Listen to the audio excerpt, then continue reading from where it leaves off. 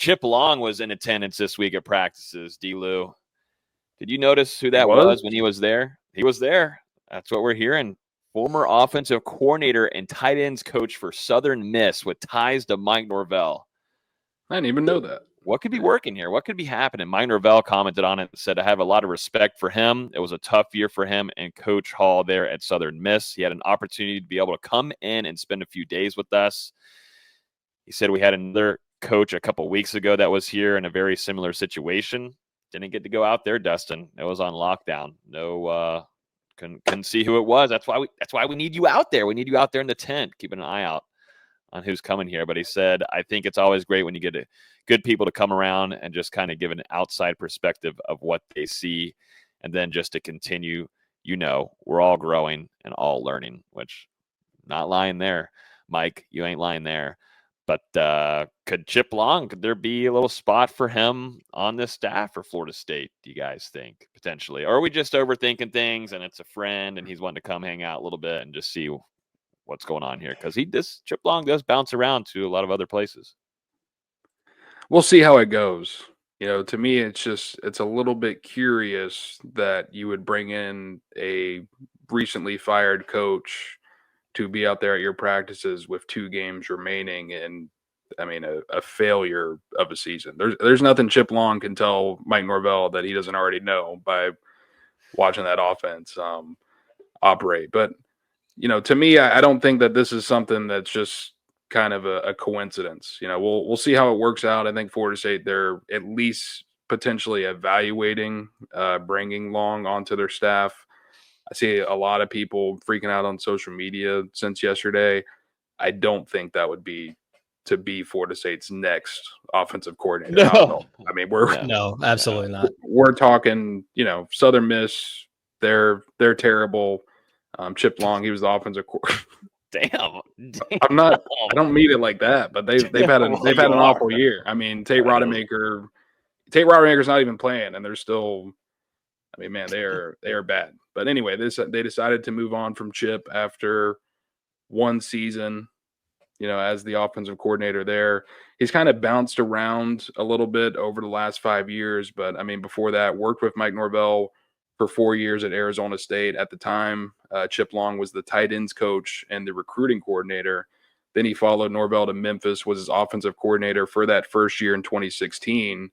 And he ends up getting a shot at Notre Dame as the offensive coordinator, which a role that he held for 3 years, had multiple tight ends that were selected in the NFL draft, and also did some work on the recruiting trail.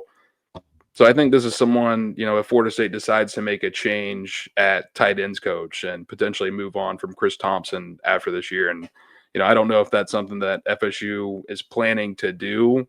But I think just based on the results of that position, on-field production, recruiting, it just hasn't been very consistent for Florida State over the last 5 years. And Chris Thompson, anyway, if you look at his coaching background, he's primarily been an offensive line coach throughout his entire career in college football.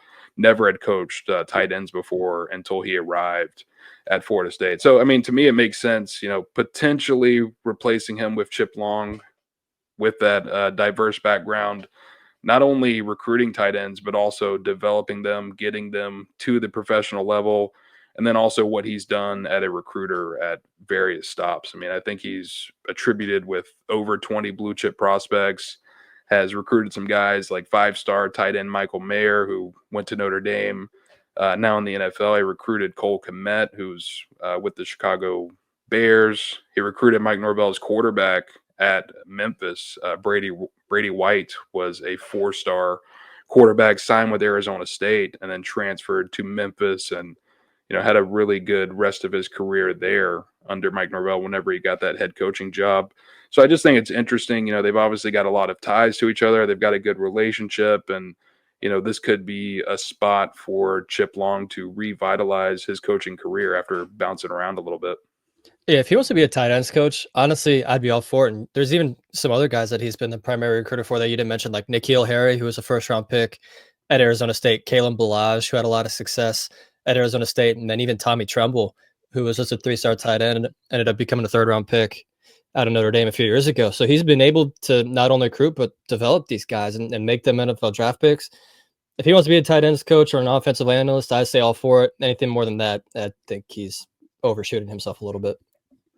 Yeah, I think tight ends coach, that would be the high benchmark, but potentially bringing him in as a senior offensive analyst or maybe even someone in a recruiting role. It seems like Florida State, they're going to make some changes to that department this offseason. I think there are a couple different ways that you could go, and we'll see how it all works out, if it works out at all.